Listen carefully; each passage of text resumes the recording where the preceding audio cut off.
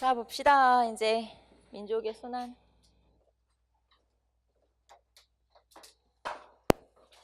자, 볼까요? 민족의 순환 맨 처음에 조선 총독부부터 나와 있네요. 자, 우리나라의 통치기구, 핵심 통치기구가 바로 조선 총독부라고 하는 건물이죠.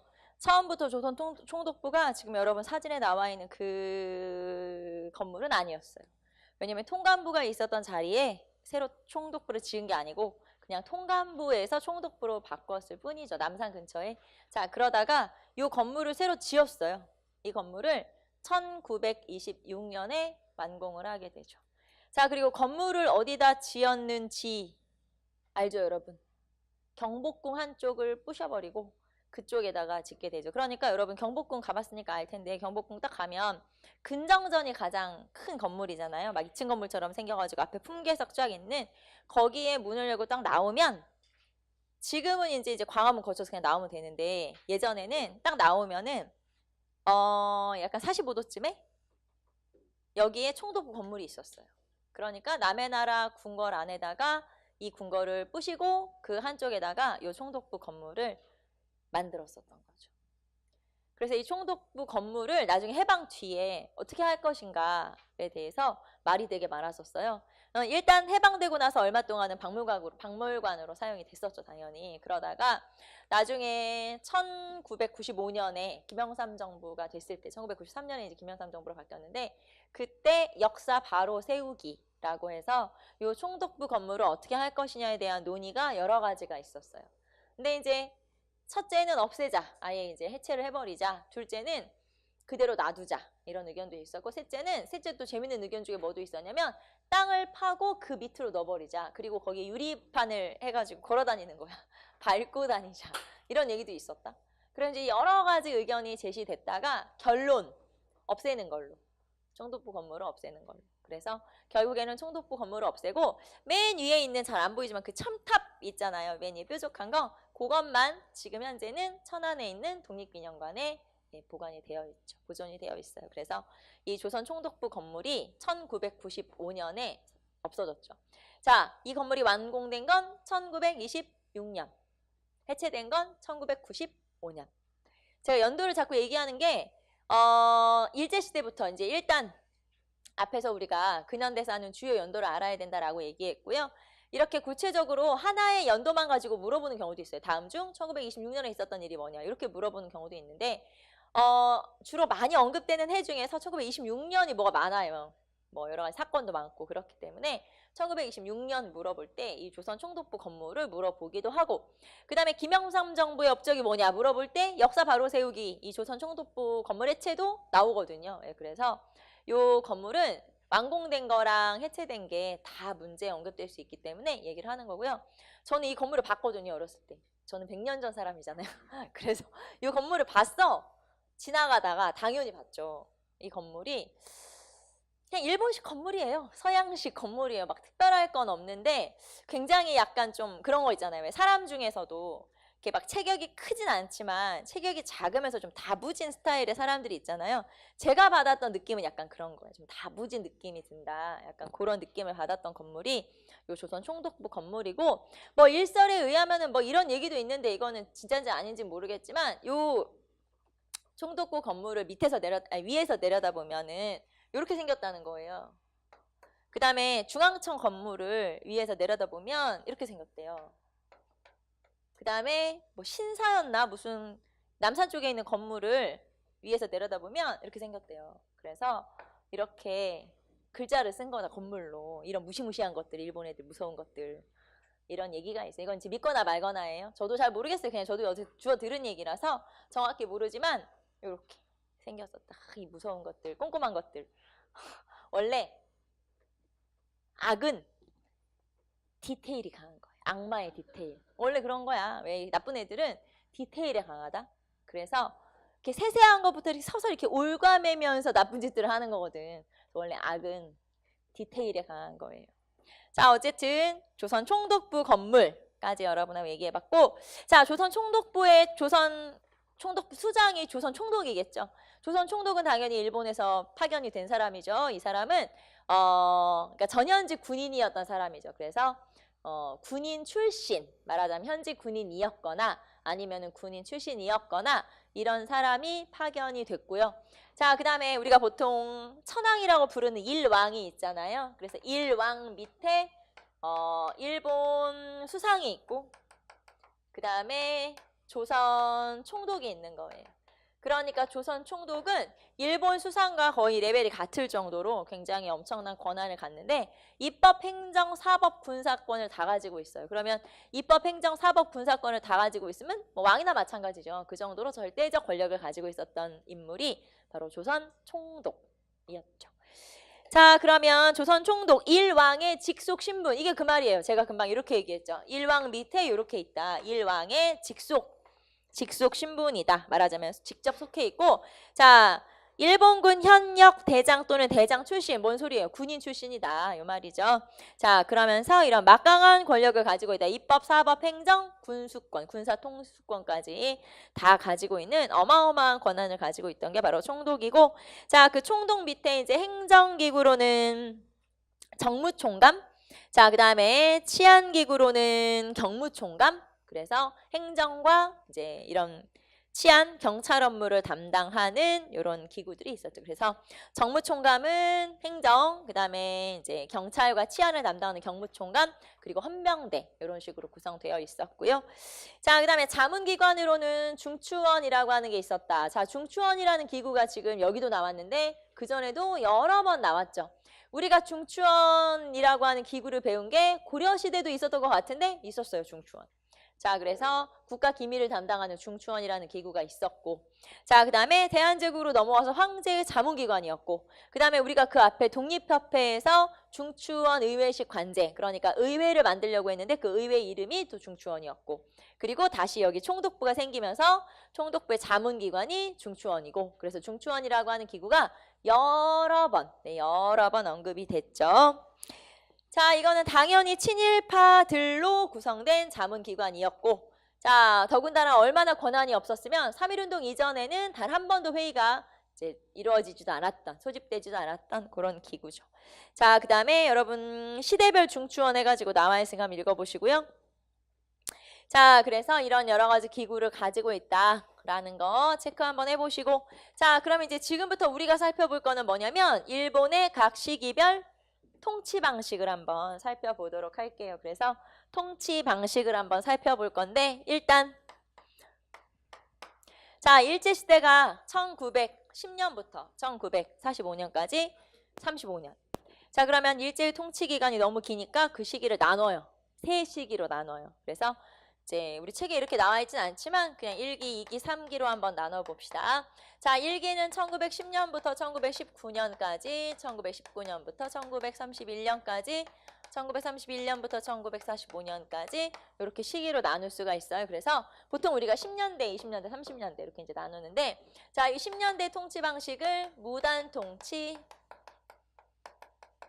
자, 그 다음에 헌병경찰 통치, 무단 통치, 헌병경찰 통치 이렇게 나눌 수 있다. 무단 통치, 헌병경찰 통치. 자, 무단 통치는 말 그대로 무자비하게 통치한다. 헌병경찰 통치는 헌병을 데려다가 경찰로 삼아서 통치를 했다.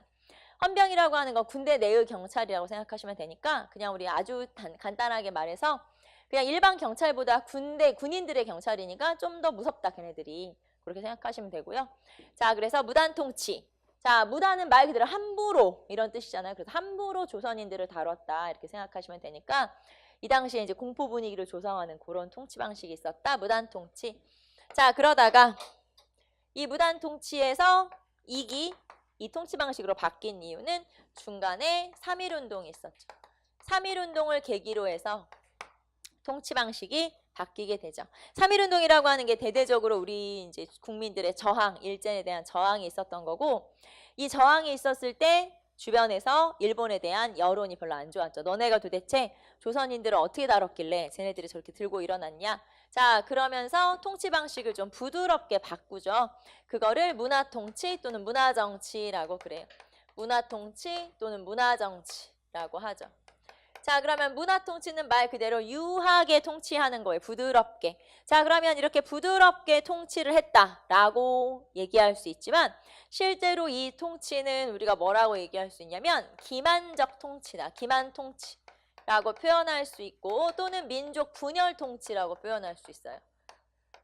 자, 그러면은 기만적 통치다. 기만이라고 하는 게 속이고 겉으로는 잘해주면서 뒤로는 속이고 막 상대방을 헐뜯거나 이런 걸 우리가 기만적이다라고 표현하는 거죠. 그러니까 겉으로는 이렇게 해줄게 저렇게 해줄게 약속을 막 하는 것처럼 보이지만 나중에 알고 보면 한 개도 안 들어주는, 그래서 다 거짓말만 한 그런 걸 이제 기만 통치. 그러니까 우리를 속인 거죠. 말하자면은 회유하기 위해서. 자, 그 다음에 민족 분열 통치라고 하는 건 1920년대부터 일본에 의해서 본격적으로 친일파가 육성돼요. 그러니까 말 그대로 우리 민족을 서로 찢어 놓으려고, 분열시키려고 획책했던 게 바로 이 민족 분열 통치. 자, 이렇게 민족 분열 통치가 이루어지다가 3기로 바뀌는 계기가 되는 건 만주사변이에요. 자, 그래서 만주사변이 1931년에 있었거든요. 자, 만주사변이라고 하는 사건을 계기로 해서 1931년부터 1945년까지 자, 이 시기는 일본이 전쟁을 일으키기 시작한 시기예요. 자, 왜 전쟁을 일으켰는지는 제가 뒤에 가서 설명을 할 건데 어쨌든 이렇게 전쟁을 여기서 설명하고 갑시다. 자, 전쟁을 일으키게 돼요. 자, 그러면은 요 배경을 좀 설명하고 넘어갑시다. 자, 이 제3기를 일단 민족말살 통치라고 그래요. 민족말살 통치라고 하는데 왜 민족말살 통치라고 하는지 배경을 좀 설명하고 그 다음에 뒤로 넘어갈게요. 자, 일단 1929년에 미국에서부터 대공황이 시작돼요. 1929년에 미국에서부터 대공황이 시작되죠. 자, 공황이라고 하는 건 경제적인 위기 상황을 얘기하는 거예요. 원래 공황이라고 하는 건 몇 년에 한 번씩 텀이 있어요. 그래서 경제적으로 위기가 있어. 그래서 경제라는 게 좋았다가 나빴다가 물론 지금은 계속 안 좋죠.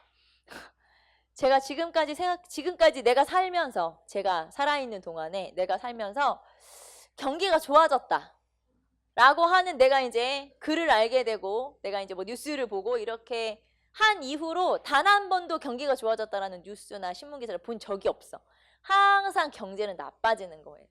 그리고 경기라고 하는 게 또 이런 경우는 있죠. 예를 들면은 요때는 조금 괜찮았는데 요거를 기회로 해서 나중에 뭐 다음에는 또 더 나빠지고 이런 일들이 항상 벌어지기 때문에 제가 살아있는 동안에는 신문이나 뉴스에서 올해 경기가 최고로 좋아졌다 이런 얘기는 들어본 적이 없어. 경제는 항상 나빠지고 있는 거지. 그리고 아무래도 또 그런 것도 있죠. 물론 이제 뭐 이렇게 생각해 보세요. 그 전에 비해서 30년 전에 비해서 지금이 소득이 더 많을까요? 적을까요? 더 많죠. 당연히. 말할 것도 없죠. 살기는 좋아졌죠. 당연히. 훨씬 더 기계나 이런 것도 많이 쓰고 뭐 컴퓨터도 쓰지 세탁기도 쓰지 뭐도 쓰지 심지어 요즘에는 집에 건조기부터 가습기부터 공기청정기부터 이런 것까지 다 이제 필수품이 돼버렸잖아요. 그러니까 다 점점 살기는 편리해진 거고 소득은 많아진 거예요. 다만 만족을 못하는 거죠. 당연히. 우리나라 사람들한테 여러분은 행복합니까? 라고 물어보면 돈은 예전보다 훨씬 많이 벌지만 훨씬 불행할걸? 만족을 못하니까 그런 거예요. 물론 이제 이거는 제 개인적인 의견일 뿐이지만 그런 거예요. 사실은. 내가 10년 전에 지금보다 저 같은 경우도 10년 전에는 지금보다 조금 벌었다고 칩시다. 그러면 10년 전에 보다 지금이 더 많이 버니까 더 행복하냐? 비슷하죠. 뭐 얼마나 특별히 또 막 행복해져? 비슷하지? 그러니까 그 경제라고 하는 물론 이제 경기 지표라는 게 있으니까 객관적인 기준이 있긴 하겠지만 사실 그렇게 비교해 보면 경제는 원래 계속 나빠지는 거예요. 경기가 뭐 얼마나 좋아지겠어요. 이제 다만 인구가 줄어들고 하면 막 일본처럼 막 완전 고용이 이루어지고 하면 이제 그때는 훨씬 더 행복해지긴 하겠죠. 인구가 고령화되고 아이는 안 태어나고 그러면은 나중에는 인구가 부족해지고 일할 사람이 부족해지니까 완전 고용이 되는 거야. 그러면은 이렇게 우리가 완전 고용 돼서 지금 막 이렇게 막 공부 따로 할 필요 없이 다 고용되면 그때는 행복해질까? 글쎄 그것도 잘 모르겠지. 모르는 거야. 그러니까 그래서 다 본인이 물론 이제 뭐 이렇게 말하면 제가 이렇게 말하면 저 무식하니까 몰라서 저런다 그렇게 할 수도 있겠지만 어쨌든 개인적인 생각으로는 그런 것 같아요. 자, 어쨌든 미국의 대공황이라는 게 있었고요. 특히 1929년에는 그게 심했던 거예요. 너무 심했지. 그래서 미국에서부터 시작한 미국발 경제공황이 전 세계로 퍼지면서 영향을 주게 되죠. 그러면 공황이라고 하는 게 이 당시에 간단히 얘기를 하면 쉽게 말하면 생산을 너무 많이 한 거예요. 자, 물건을 너무 많이 만들었어. 그럼 물건이 안 팔리겠죠? 재고가 쌓이겠지? 그러면은 이 기업은 이제 망해야 되죠. 도산을 해야 되는 거예요. 자, 그러면 주가는 떨어지고 실업자는 생기고. 자, 그러면서 이제 이 기업 하나가 망했고 그 뒤로 경기가 더 나빠져서 연쇄부도가 일어나고 그러면은 도시가 망했고 나라가 망하고 이렇게 되는 거예요. 그래서 이게 이런 현상들이 계속 도미노처럼 일어나가지고 다 망하는 거지. 그래서 이렇게 미국에서 시작한 이 경제 공황이 미국과 그다음에 주변 여러 나라와 유럽과 이런 전 세계로 퍼지게 된 거고요. 자, 그러다 보니까 이 대공황을 극복을 해야겠구나. 극복을 해야 되겠죠. 어떻게든. 자, 그래서 이 대공황을 극복하는 여러 가지 방법들이 있을 듯. 자, 미국과 같은 경우는 뉴딜 정책이라고 해서 정부가 생산을 통제하거나 그다음에 정부가 테네시 강 유역 개발공사라고 해서 말 그대로 토목공사를 일으켜서 일자리를 만든 거예요. 정부가 생산을 규제하고 일자리를 만들어서 경제공황을 극복을 한 거고. 자, 그다음에 영국이라든가 프랑스 같은 경우는 이 나라는 워낙 식민지가 많아요. 그래서 식민지를 이용해서 여기 좀 모자라면 여기다 갖다 부으면 되잖아요. 그래서 그런 식으로 이런 걸 블록 경제라고 해요. 자신들의 어떤 식민지까지를 하나의 블록으로 엮어서 이 안에서 해결을 했죠. 자, 그래서 식민지를 이용했어. 이런 걸 블록 경제라고 그래. 자, 그럼 식민지를 이용했고. 자, 그런데 문제가 되는 건 독일이나 이탈리아나 일본이나 이런 나라들이에요. 자, 이런 나라들은 신생공업국. 이제 막 성장하는 나라. 독일 같은 경우는 1차 세계대전 일으켜가지고 본인들이 전쟁을 일으켰잖아요. 거지됐지. 자, 그래서 배상금 내야 되고 여러 가지 규제를 받으면서 독일도 이제 경제력으로 좀 떨어진 거죠. 말하자면은. 거기에다가 이탈리아나 일본 같은 경우는 신흥공업국 막 일어나는 나라죠. 자, 이런 나라들은 기반도 없지, 해결 방법도 없지. 그래서 이런 나라들끼리는 이제 뭉치기 시작해서 야, 우리끼리 잘 뭉쳐보자. 그래서 이런 나라에서 등장하게 된 사상이 전체주의라고 하는 거예요. 자, 일단 이 나라들에서 주장한 내용이 전체주의인데 전체주의가 뭐냐면 우리가 전체를 위해서 너 하나 희생하는 건 어쩔 수 없어. 네가 희생해야 돼 그냥. 그렇게. 그래서 이런 걸 우리가 전체주의라고 해요. 자, 나라를 위해서 하나가 희생해야 되나요?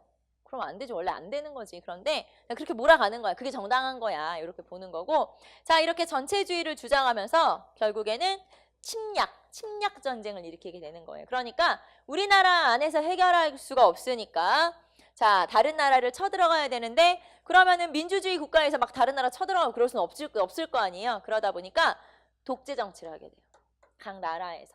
전체주의를 내세우면서 독재 정치를 하게 되죠. 자, 독일에서는 히틀러의 나치즘, 그 다음에 이탈리아에서는 무솔리니의 파시즘, 일본에서는 군부 독재, 군인 독재가 실시가 돼요. 그래서 군부 독재가 실시가 되면서 자, 결국에는 이렇게 독재자들이 등장하고 그러면서 이런 독재 정치에서 자, 이런 경제 대공황을 해결할 수 있는 방법으로 찾은 건 다른 나라를 쳐들어가는 거예요. 자, 그래서 침략 전쟁을 일으키게 되죠. 자, 이 세 나라가 자기들끼리 뭐라고 했냐? 야, 우리끼리 뭉쳐. 그러면서 뭐라고 했냐면 추축국이라고 했어요. 추축국. 자, 우리는 추축국이야. 추축국이 뭐냐면 전 세계에 우리가 추축이야. 쉽게 말하면 핵심이야. 이렇게 본 거죠. 그래서 야, 우리끼리 똘똘 뭉쳐야 돼. 그래서 쳐들어가자.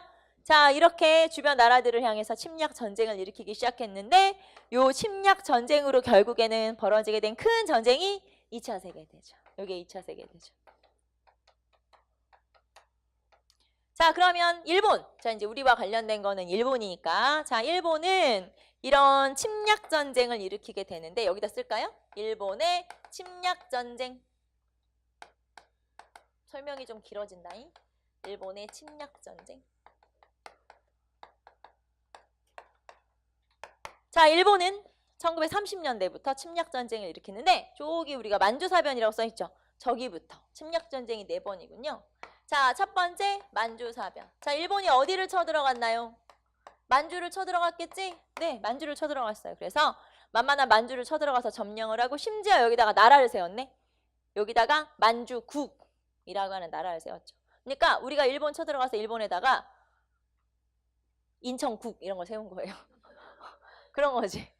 마찬가지 인천국 이런 거 세운 거 똑같은 거야. 이거는 진짜 나라가 아니잖아요. 괴뢰정부 이런 걸 괴뢰정부라고 그래요. 그래서 이 만주국이라고 하는 나라를 세웠고 거기에다가 망한 나라, 청나라 망했잖아요. 청나라의 마지막 황제인 부이라고 하는 사람을 왕으로 앉혀서 이제 거기다 괴뢰정부를 만들게 되죠. 자, 그 다음에 두 번째는 상해사변. 자, 상해사변은 어디를 쳐들어갔을까요? 상하이를 쳐들어갔겠지? 그래서 상하이를 쳐들어갔는데 상하이에 뭐 있었어요? 우리나라에 임시정부. 상하이에 임시정부가 있었네. 1919년부터. 자, 그러면 상하이에서 활동하는 임시정부는 이제 어떻게 돼? 일본이 상하이를 점령해버린 거야. 그럼 어떻게 돼? 활동을 못해 이제. 그쵸? 이동 말하자면. 그래서 1932년에 이 상해사변 이후에 또 거기서 또 우리가 한번 사고를 크게 쳤잖아. 윤봉길 의사일거가 있었잖아.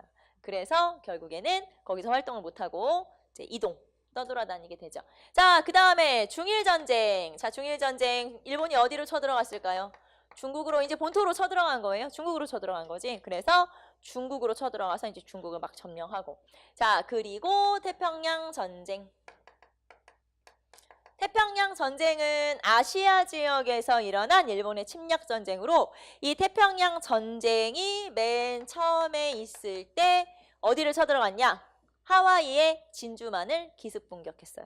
여러분 진주만 공습 많이 들어봤죠? 진주만 습격. 예, 그거 말하는 거예요. 그래서 일본이 진주만이 미국 땅이니까 하와이니까 거기를 완전 폭탄을 때려 부어가지고 다 그냥 쑥대밭을 만들어 버렸죠.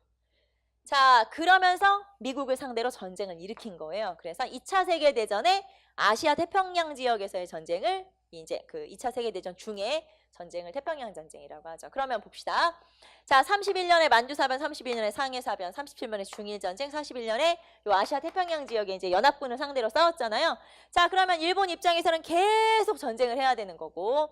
자, 전쟁도 일단 물자도 필요하지, 사람도 필요하지, 뭐 식량도 필요하지, 뭐가 많이 필요하잖아요. 그럼 일본이 뭐가 많이 필요해. 그러니까 이런 것들을 전부 다 일본에서 충당할 수는 없잖아요. 그러니까 만만한 식민지, 그렇죠? 만만한 식민지에서 이걸 이제 꼬시든 뺐든 이렇게 데려가야 될 거 아니에요. 사람을 데려가든 아니면 물건을 뺏어가든. 자, 그래서 전쟁에 동원하기 위해서 우리나라 사람들을 이제 회유를 해야 되는 거죠. 꼬셔야 되는 건데 그럴 때 처음부터 야, 전쟁 가야 돼. 이렇게 이제 강압적으로 하는 것보다 계속 세뇌를 시키는 거예요. 원래 조선하고 일본은 한 몸이고 우리는 막 조상이 같고 막 우리는 원래 하나고 막 이렇게 세뇌를 쭉 시키면서 자발적으로 조선 사람들이 일본의 이런 침략 전쟁에 동조하도록 그래서 조선의 민족 정신을 없애버리는 거예요. 이런 걸 민족말살 통치라고 하는 거예요. 제가 좀 설명이 길었지만 여러분한테 이제 전반적으로 배경 설명하면서 자, 여기에서 여러분이 하나 더 알아두셔야 되는 건 요거 일본의 침략 전쟁. 자, 그래서 만주사변, 중일전쟁, 태평양 전쟁 정도는 알아두시면 되겠죠. 그래서 이게 일본의 침략 전쟁이구나. 이게 이제 2차 세계대전 그 즈음 있었던 일들이고 그러면서 민족말살 통치와 관련이 되는구나. 그렇게 생각하시면 되죠. 자, 여기까지가 통치 방식이에요. 첫 번째 통치는 무단 통치, 함부로 통치. 그 다음에 두 번째 통치는 문화정치, 기만 통치니까 겉으로는 이렇게 하면서 뒤로는 속이는. 그 다음에 세 번째는 민족말살 통치. 조선인들의 민족성을 없애면서 전쟁에 동원하기 위한 그런 통치구나. 자, 그 다음에 여기에다가 자, 이렇게 통치 방식만 있는 게 아니라 경제적 수탈도 있었죠. 일본이 우리나라를 또 탈탈 털어가잖아요. 자, 그래서 첫 번째 1910년대. 여기서는 가장 대표적인 거 우리가 조금 이따가 자세히 살펴볼 거니까 대표적인 것만 체크해 볼게요. 자, 이때는 일본이 뭘 뺏어갔냐? 땅 뺏어갔죠. 그래서 얼마나 뺏어갈 게 있나 하고 조사를 한번 해본 거예요. 뭐를? 토지를. 그래서 이거 뭐라 그래요? 토지조사 사업. 말 그대로 얼마나 뺏어갈 수 있나 조사해 본 거. 토지를. 자, 그래서 그걸 토지조사 사업이라고 하고. 자, 두 번째는 1920년대로 넘어가면 일본에서 식량이 너무 부족했어요. 자, 그러면 일본의 식량 부족을 어느 정도 해결하기 위해서 조선으로부터 식량을 뺏어가야지. 자, 그러면서 쌀 생산을 늘려라. 이렇게 이제 우리한테 명령을 내리게 되죠. 그게 산미증식 계획이에요. 쌀 생산 늘리는 계획. 산미증식 계획을 세우게 되고. 자, 그 다음에 제3기. 자, 이때는 본격적 전쟁 준비. 그래서 전쟁의 동원. 자, 그렇기 때문에 전쟁에 필요한 물자들을 우리나라에서 뺏어갔겠죠. 자, 군수물자를 뺏어간 건데 이런 거를 병참기지화.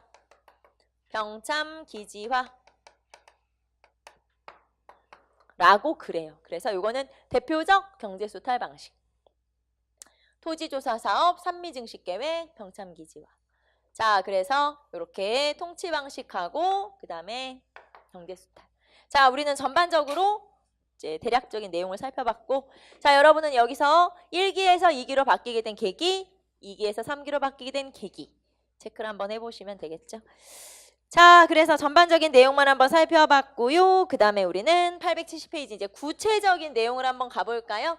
자, 구체적인 내용이면은 1910년대 헌병경찰 통치, 무단 통치.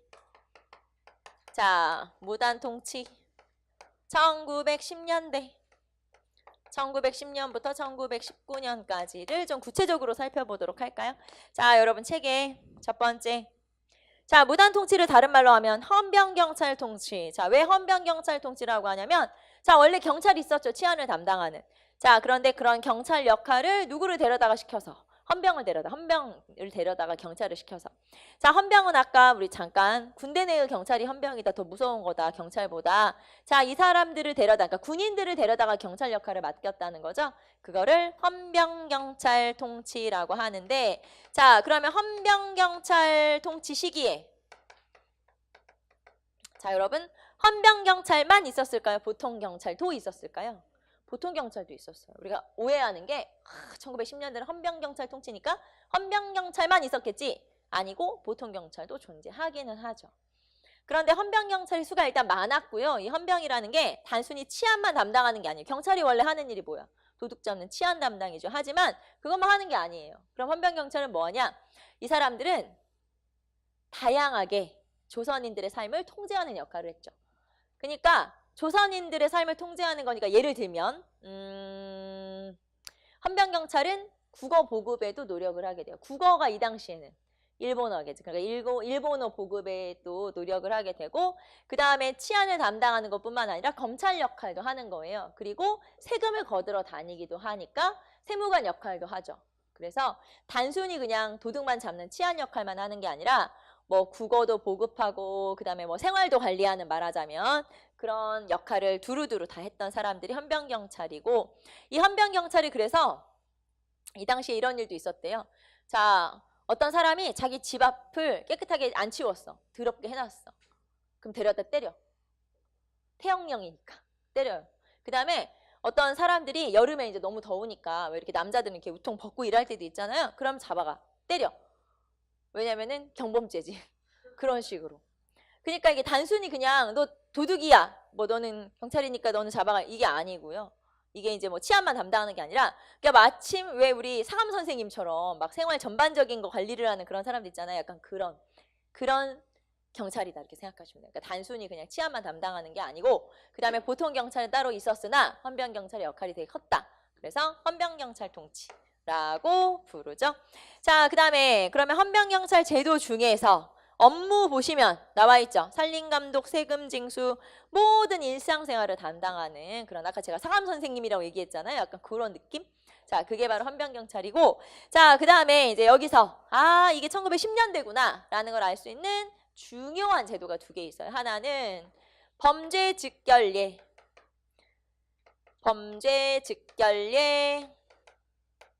조선태형령. 자, 범죄즉결례, 조선태형령, 이렇게 두 가지 체크 한번 해볼까요? 범죄즉결례라고 하는 건 즉결심판권이라고 표현하기도 하는데, 자, 원래 누군가가 범죄를 저지르면 그 사람을 경찰서에 잡아가서 조사를 한 후에 조서를 꾸며서 그 사람을 재판에 넘겨요. 기소를 하게 되죠.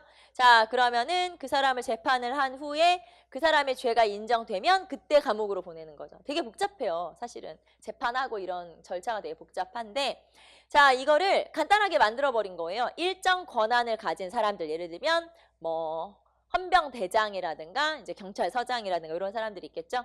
그런 사람들에 한해서는, 그런 사람들은 어떤 사람의 범죄에 대해서 즉결 심판을 내릴 수 있도록 이제 권한을 준 거예요. 말하자면 그런 복잡한 절차 없이 자 내가 딱 봤을 때 얘는 독립운동가야. 그러면 처벌이야. 뭐 중간에 절차가 없어.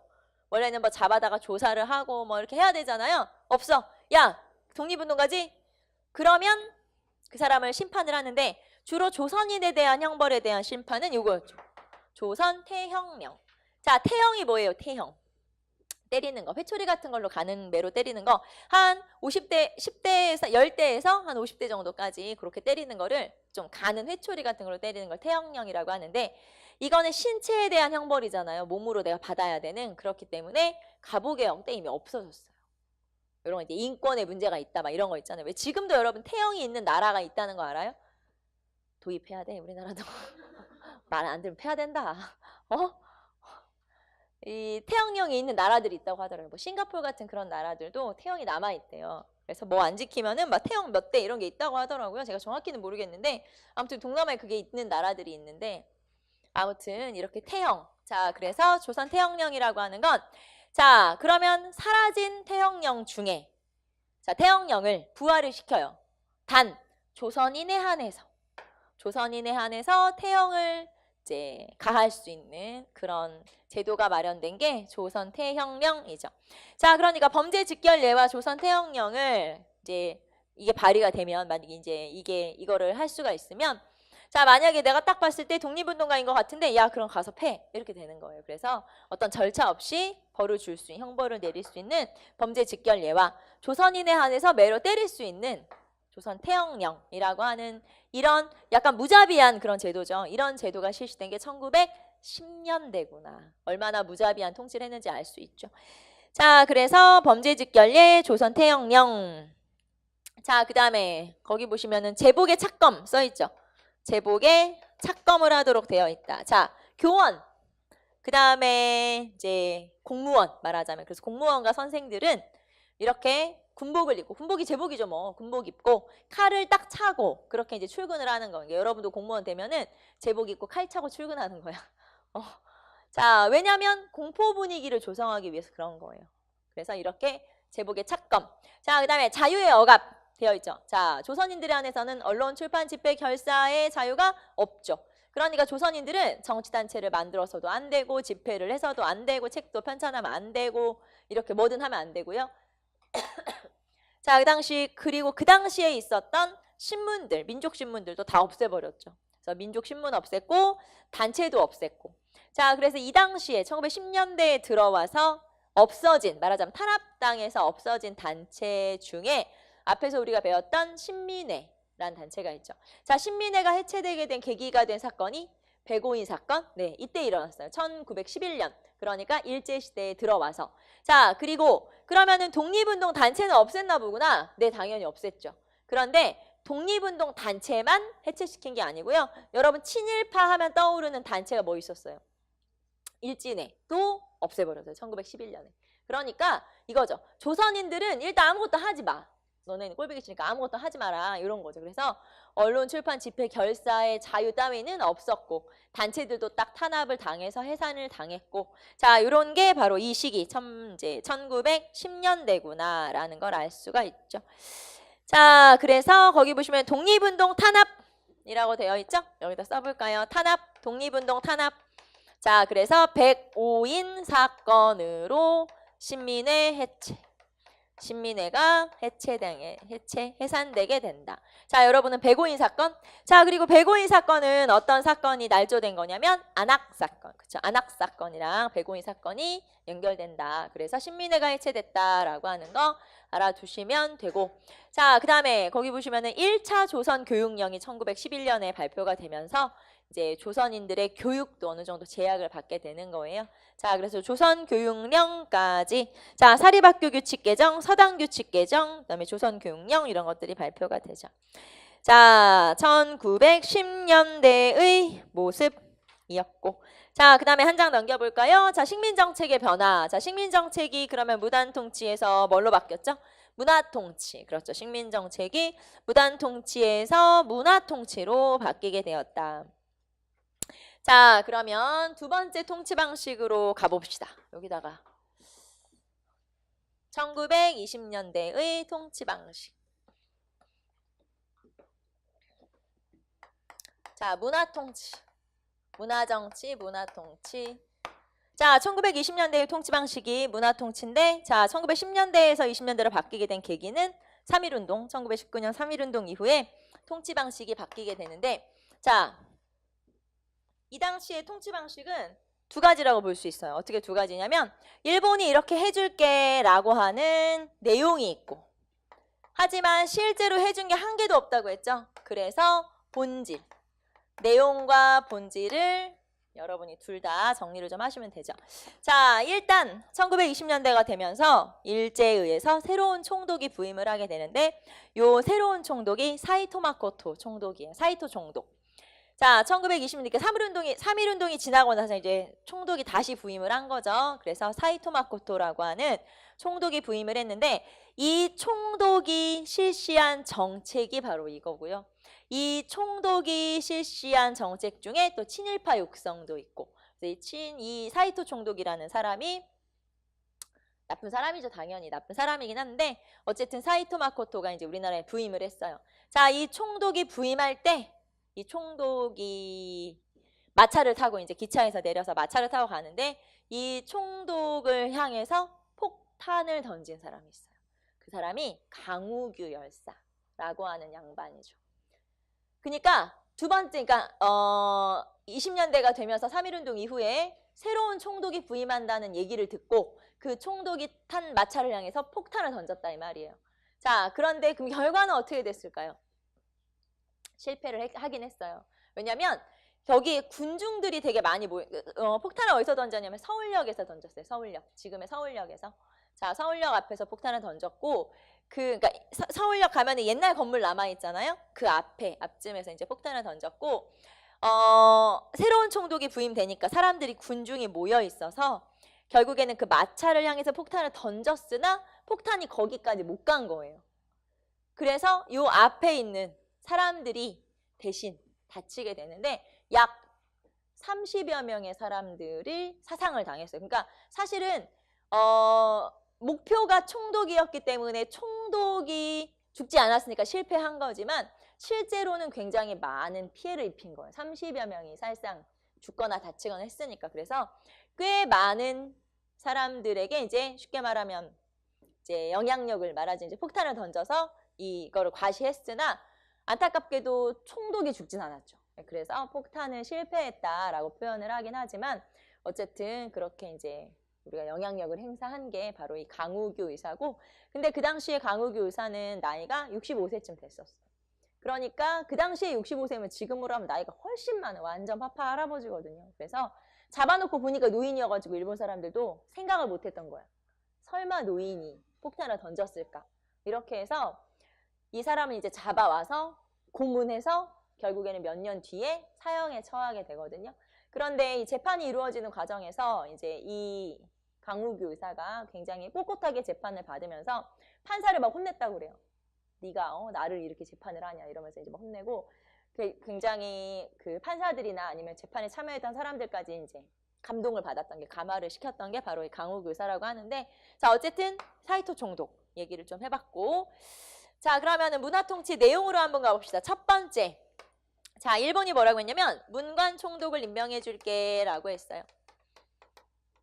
자, 문관 총독이라고 하는 건 말 그대로 군인 말고 그냥 민간인 총독. 그래서 문관 총독을 임명해 줄게 라고 했지만 단 한 번도 문관 총독이 임명된 적은 없어요. 일제시대가 끝날 때까지 쭉 총독은 군인이었어요.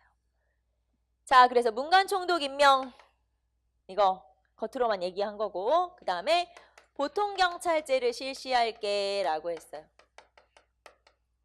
자, 보통경찰제는 말 그대로 이제 헌병 아니고 이제 그냥 일반인 경찰을 데려다가 경찰 업무를 맡길게. 자, 그래서 보통경찰제를 실시할게 라고 얘기했는데 실제로는 경찰의 수나 기관이 두세 배 확대됐어요. 자, 그러니까 경찰의 숫자가 훨씬 늘어나고 기관도 더 많아지고, 자, 뭐 인력이나 장비나 이런 게 더 충원돼 버린 거죠. 그래서 결국에는 보통경찰제를 실시했다고는 하지만 오히려 숫자 늘었고, 오히려 옷만 갈아입힌. 네, 그렇게 옷만 갈아입힌 게 됐다. 더군다나 고등경찰제를 실시했어요. 고등경찰제는 뭐냐면 자, 독립운동가를 색출하기 위한 따로 특화된 경찰을 마련한 거예요. 그래서 더 무서운 애들이죠, 말하자면. 이거를 우리가 고등경찰제라고 제가 얘기했는데 특고경찰이라고 해요. 특고경찰은 뭐냐면 특별고등경찰. 무시무시한 애들이죠, 얘네들이. 막 고문하고 막 이런 애들 있잖아요. 그래서 고등경찰제를 실시하게 되죠. 자, 그 다음에 세 번째는 자, 교육기회를 확대시켜 줄게. 교육기회를 확대시켜 줄게. 자, 그래서 2차 조선교육령이 발표돼요. 자, 2차 조선교육령에서는 학교를 더 많이 만들어줄게. 그 다음에 대학교육도 허용해줄게. 이렇게 약속을 하게 돼요. 자, 하지만 알고 보면 자, 학교를 더 만들긴 했어요. 그런데 그 학교에 다니는 아동들의 성향을 분석을 해보면 훨씬 일본인 학생들이 많았어요. 그러니까 학교를 만들었으면 뭐 일본인이 다 채우는데 그래서 전혀 도움이 안 됐고 자, 그 다음에 대학 교육을 허용해 줄게 라고 얘기했지만 대학은 설립을 안 해줬어요. 자, 그래서 대학을 설립을 안 해주니까 우리나라 사람들이 야, 너네가 대학 안 만들어줄 거면 그냥 우리가 만들게 밀립대학 설립운동을 벌이게 돼요. 자, 그래서 우리나라에서 모금운동을 한 거예요. 자, 밀립대학. 사립대학을 만들려면 돈을 모아야 되니까 밀립대학 설립운동을 전개하게 되죠. 자, 밀립대학 설립운동을 하면 그러면 이제 우리가 돈 모아서 대학 만들면 되잖아요. 자, 그런데 또 이건 못하게 해. 그래서 일본의 방해로 실패. 자, 일본이 결국에는 대학 만드는 것도 못하게 해. 자, 대학 교육을 허용해 줄게. 근데 우리나라는 대학이 한 개도 없어. 그러면 우리가 대학을 만들게, 우리 돈 모아서. 그런데 그건 안 돼. 어쩌라는 거야, 그래서 결국에는 일본이 대학을 하나 만들어줘요. 하지만 우리가 원하는 수준의 대학은 아니었죠. 자, 그게 경성제국대학. 자, 그래서 경성제국대학이 건립이 됐으나 네, 별로 효과는 없었다. 경성제국대학은 지금의 서울대학교의 전신. 그런데 우리가 지금 서울대학의 수준을 생각하면 안 돼요. 초급대학 수준 정도라고 생각하시면 되죠. 자, 그 다음에 신문 간행을 허용해 줄게. 한글신문 간행 허용. 자, 한글신문 간행을 허용해 줄게. 그래서 이 당시에 생긴 신문이 동아일보, 조선일보. 무섭다. 이때부터 동아일보나 조선일보가 있었다고 생각하니까 아찔하다. 자, 동아일보나 조선일보가 이때 생겼죠. 조선일보, 동아일보, 조선중앙일보. 이런 신문들이 생겼었어요. 1920년에. 자, 그런데 이런 신문들을 자, 허용을 해줄게라고 했지만 실제로 알고 보면 이 신문에 대해서 자, 신문 기사를 검열이라고 하는 건 야, 신문 찍어내기 전에 초판 있잖아. 이렇게 딱 편집한 거. 야, 가져와 총독부로. 그래서 매일매일 가서 검사를 받는 거예요. 그러면 일본이 야, 이 기사 빼. 마음에 안 들어. 그럼 빼야 돼요. 그래서 신문을 보시면은 873페이지에 자, 신문을 봤더니 신문이 중간중간 빈칸이야. 자, 신문이 이렇게 빈칸으로 나간 이유는 검열당해서. 기사 검열, 기사 삭제. 자, 그래서 기사 검열, 기사 삭제. 그 다음에 심하면 정간, 그리고 폐간 이런 식으로 기사를 다 걸러서 냈기 때문에 이거 뭐 신문을 만드나 마나죠. 그래서 이런 식으로 했었다라고 하는 거 알 수가 있고요. 자, 그 다음에 거기 보시면은 정치 참여를 시켜줄게 라고 약속했다고 했죠. 자, 정치에 참여할 수 있도록 해줄게. 그래서 중추원 소집도 더 많이 하고 자문기관이었던 중추원 소집도 많이 하고 그 다음에 평의회, 협의회 같은 걸 만들어서 조선인들의 정치 참여를 확대해줄게 라고 했지만 알고 보면 이거는 진짜 우리나라 사람들을 정치에 참여시켜주는 게 아니고요. 자, 이거는 이제 지방자치 수준 정도의 아주 미미한 수준이었다라는 거. 자, 그래서 결국에는 그러니까 이거는 다 친일적 인사들의 형식적 회의기구. 네, 그렇게 보시면 돼요. 그래서 정치 참여를 허용해 줄게 라고 했지만 사실은 참여나 자치는 허용을 하지 않고 결국에는 친일 인사들만 여기에 참여할 수 있도록 했기 때문에 사실은 별로 소용이 없었다. 자, 뿐만 아니라 우리 앞에서 민족 분열 통치라고도 얘기했잖아요. 즉 친일파를 육성을 하게 돼요. 자, 그래서 사이토 마코토 총독이 사이토 총독의 훈시 내용을 보면 각 뭐 부호라든가 뭐 사업가라든가 이런 사람들 사이에 친일파들을 다 침투를 시켜서 그 기관을 장악하도록 해야 된다. 이런 내용이에요. 무시무시한 내용이 담겨 있어요. 자, 그래서 이렇게 사이토 총독의 훈시, 여러분 한 장 넘기시면 사이토 총독의 조선민족운동에 대한 대책이라고 해서 뒤에 보시면 사료가 나오는데 그게 그거예요. 친일파를 길러내야 된다. 이런 내용도 나오고, 자, 그 다음에 하나 더. 자, 치안유지법까지 할까요? 자, 치안유지법이라고 해서 원래는 치안유지법이 1925년에 만들어졌는데 치안유지법이라는 게 원래는 사회주의자를 탄압하기 위한 법이었어요. 그래서 일본은 또 사회주의를 되게 싫어해. 그렇기 때문에 이 시기에 1920년대 중반쯤에 일본에서 이미 법이 만들어졌어요. 그리고 그 법을 우리나라에 가져다가 같이 활용한 거예요. 그러니까 본토, 일본도 그다음에 우리나라도 다 같이 이제 통용이 된 법이 치안유지법.